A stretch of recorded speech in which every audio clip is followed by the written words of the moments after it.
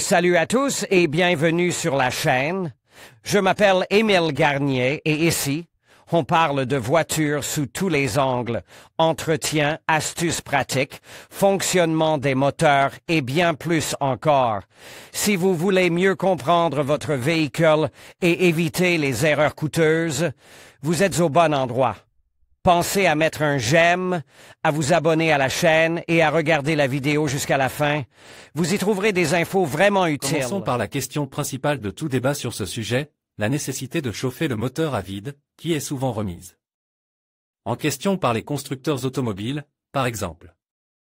Quel que soit le point de vue, il est nécessaire de maintenir le moteur en bon état, notamment pour éviter les défaillances prématurées du catalyseur et une consommation excessive de carburant. En refusant de chauffer, vous transférez simplement tous les risques environnementaux à la période suivante au prochain propriétaire. Soit la voiture est envoyée au recyclage, ce qui, du point de vue de l'écologie, est la même catastrophe. Le fait même que le moteur ait besoin d'être réchauffé pour préserver ses ressources pour l'instant est considéré comme une évidence. J'y reviendrai plus loin. À long terme, il n'y a pas d'argument en faveur de l'absence de préchauffage. La recommandation du fabricant de « ne pas chauffer » et sa tentative naïve de raccourcir la durée de vie de l'équipement jusqu'à la période de garantie et, en même temps, de réduire en quelque sorte les émissions au stade initial. Mais pour une raison quelconque, il ne se soucie guère de l'avenir plus lointain. Parlons de la méthodologie elle-même. En général, il est clair qu'il est nécessaire de démarrer la voiture, mais il n'est pas possible de démarrer immédiatement et de donner immédiatement une charge élevée. Il faut d'abord laisser le moteur tourner au ralenti sans aucune charge, au maximum avec le climatiseur, jusqu'à ce que le nombre de tours passe de l'échauffement au ralenti. Cela correspond au moment où les sondes lambda se réchauffent et où les catalyseurs commencent à se réchauffer.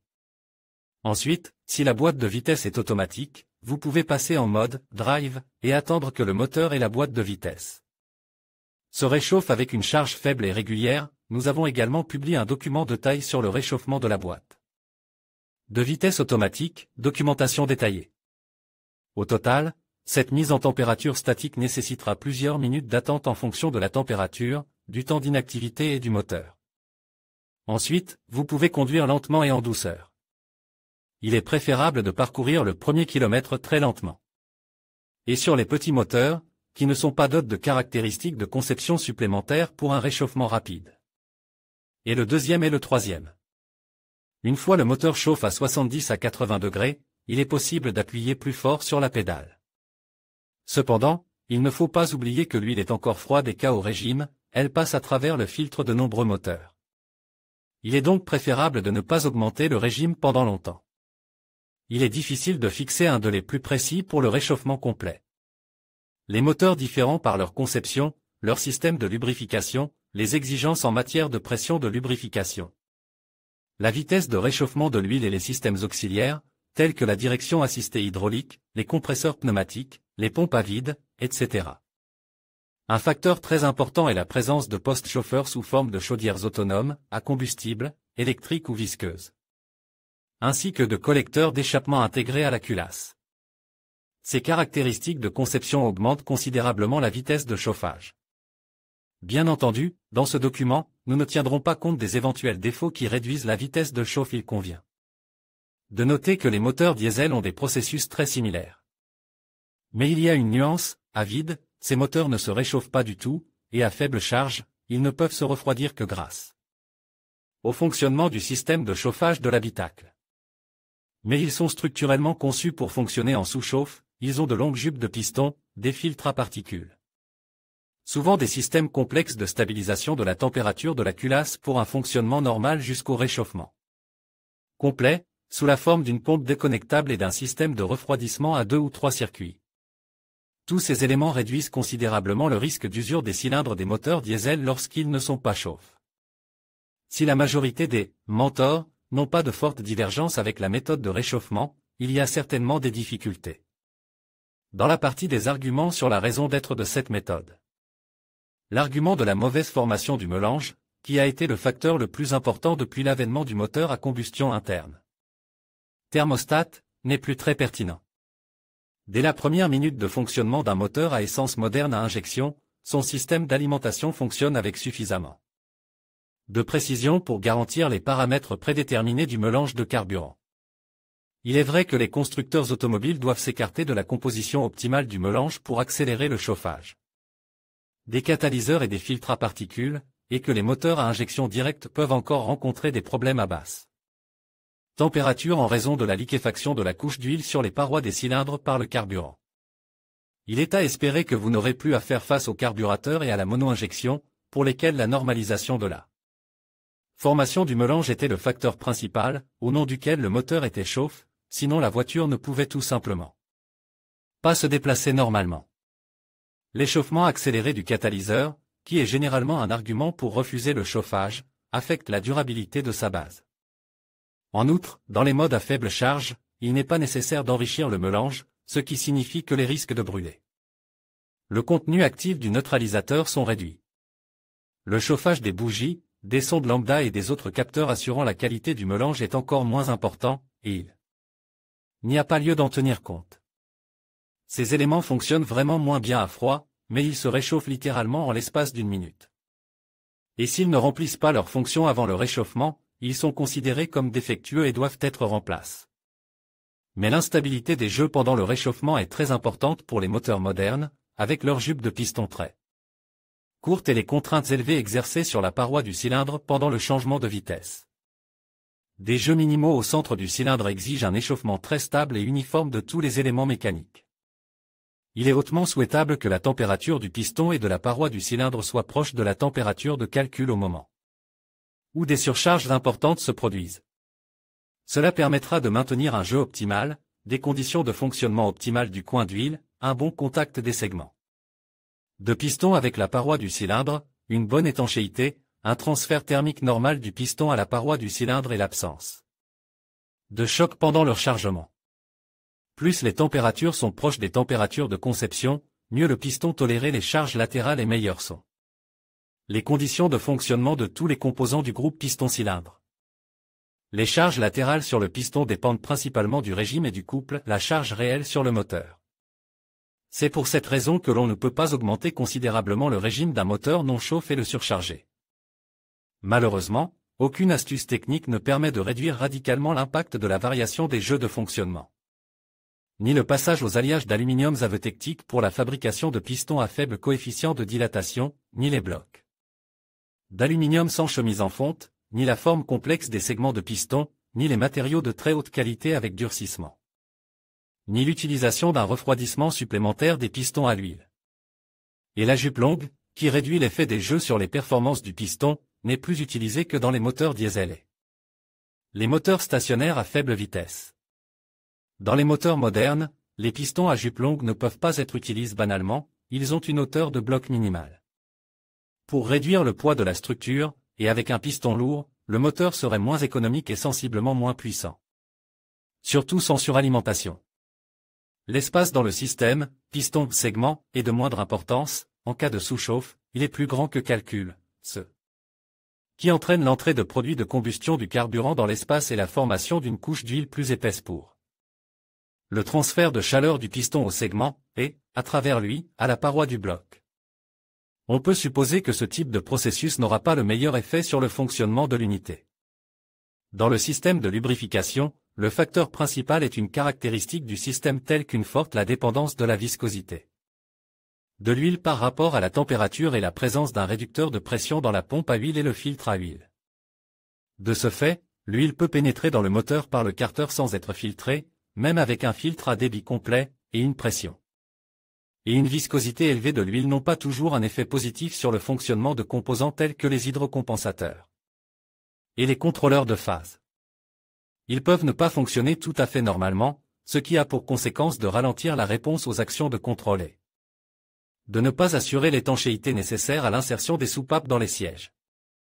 Cela peut entraîner une surchauffe des soupapes. Mais le manque d'huile, favori des experts, est peu probable à moins que nous ne parlions de température de démarrage extrêmement basse, inférieure à -30, au-delà du seuil de fluidité et de pompabilité des huiles. Et, bien sûr, il n'y a pas de canaux d'huile trop étroits dans le moteur. Sous pression, l'huile est parfaitement comprimée dans chaque interstice. Une légère détérioration de la lubrification du groupe de pistons est possible si la lubrification de la tête supérieure de la bielle et du miroir du cylindre est assurée à l'ancienne, par des éclaboussures provenant de l'interstice de la chemise de bielle.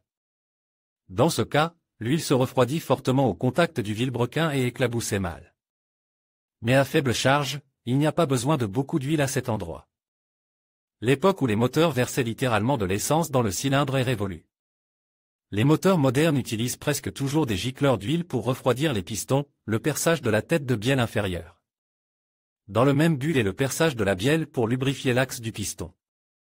Sur les moteurs plus anciens, il peut y avoir des problèmes dus à l'aspiration d'air dans les joints. Un autre facteur qui mérite d'être mentionné est la performance des joints. À des températures inférieures à la température de fonctionnement, toutes sortes de joints, de garnitures et de membranes présentent une plus grande rigidité et fonctionnent moins bien. Cela peut paraître anodin, mais le moteur ne fonctionne bien que s'il est propre. L'huile détruit le câblage et le plastique, sa présence affecte la précision du DMRV et du DAD, et les débris nuisent à la qualité du travail des différents capteurs de positionnement. Le fonctionnement de la courroie de distribution à basse température ne fait pas non plus l'objet d'une grande attention. L'augmentation du régime du moteur et les charges élevées imposées à la courroie avant qu'elle ne se réchauffe peuvent probablement réduire sa durée de vie. Dans les moteurs diesel, des courroies sont utilisées pour l'entraînement de l'injecteur de carburant et la charge sur la pompe lors du démarrage à froid est également beaucoup plus élevé que d'habitude. Dans une moindre mesure, cela s'applique à toutes les courroies d'entraînement. Mais je n'ai pas trouvé d'études sur ce sujet. Plusieurs autres facteurs peuvent également détériorer les conditions du moteur avant son échauffement. Par exemple, les contraintes mécaniques dues à un échauffement inégal de la structure. En raison de l'échauffement du bloc, principalement dans sa partie centrale, et de l'échauffement plus important de la culasse pendant la phase de réchauffement, il peut y avoir un léger gauchissement de la structure, ce qui entraîne des modifications de la forme du cylindre et des jeux de paliers des vilebrequins et des arbres à cames. Les grandes différences de température entre les éléments de l'échappement et du bloc cylindre et la culasse créent des conditions propices au vieillissement des matériaux, à l'arrachement des goujons et des filets dans le métal de la culasse. Oui, tous ces facteurs réunis ont un effet désagréable sous la forme d'une perte importante de la durée de vie du moteur par rapport aux conditions dans lesquelles les moteurs ne sont pas refroidis à des températures inférieures à 20 à 30 degrés, et ces pertes ne peuvent être évitées qu'en utilisant des systèmes de préchauffage. Aussi étrange que cela puisse paraître, ceux qui aiment chauffer nuisent parfois au moteur au lieu de l'aider. Tout d'abord, je renvoie toutes les variantes de « augmenter le nombre de tours jusqu'à 2000 » à des conseils néfastes. Le chiffre peut varier, parfois les « experts » appellent des tours plus élevés. Un nombre de tours très bas au stade initial du réchauffement permet d'éviter l'usure accrue des segments de piston en cas de contact. Non calcul, le passage de l'huile de lubrification à travers le filtre, la surcharge de l'entraînement de la pompe à huile. Oui, le moteur se réchauffe plus rapidement à des régimes plus élevés, car la charge est plus importante, les pertes sont plus élevées. Et le flux de chaleur est plus important. Mais la vitesse d'échauffement n'est pas une fin en soi, c'est la préservation de la structure du moteur qui est la plus importante. Un réchauffement prolonge sans charge n'est pas non plus l'option la plus utile. En cas de préchauffage prolonge au ralenti, le moteur met beaucoup plus de temps à atteindre sa température de fonctionnement, et l'huile peut ne pas se réchauffer du tout. Dans ce mode, les catalyseurs mettent également beaucoup de temps à se réchauffer.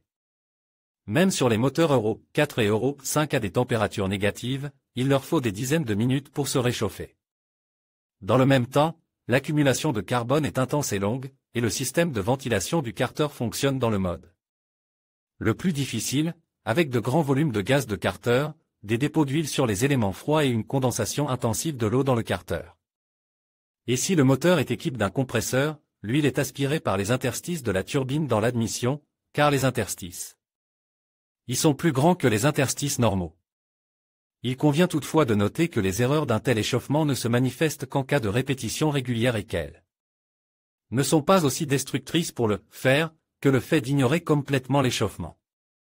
En conclusion, réchauffer votre voiture avant de prendre la route en hiver peut sembler une bonne idée, mais il est essentiel de comprendre les implications. D'une part, cela peut améliorer le confort et la visibilité, mais d'autre part, cela n'est pas toujours nécessaire pour le bon fonctionnement du moteur moderne. En respectant les recommandations des experts et en adoptant des pratiques de conduite prudentes, vous pouvez assurer votre sécurité, tout en préservant l'environnement. Pensez donc à bien évaluer vos besoins et à adapter votre routine en fonction des conditions climatiques. Merci de nous avoir suivis et à bientôt pour d'autres conseils pratiques.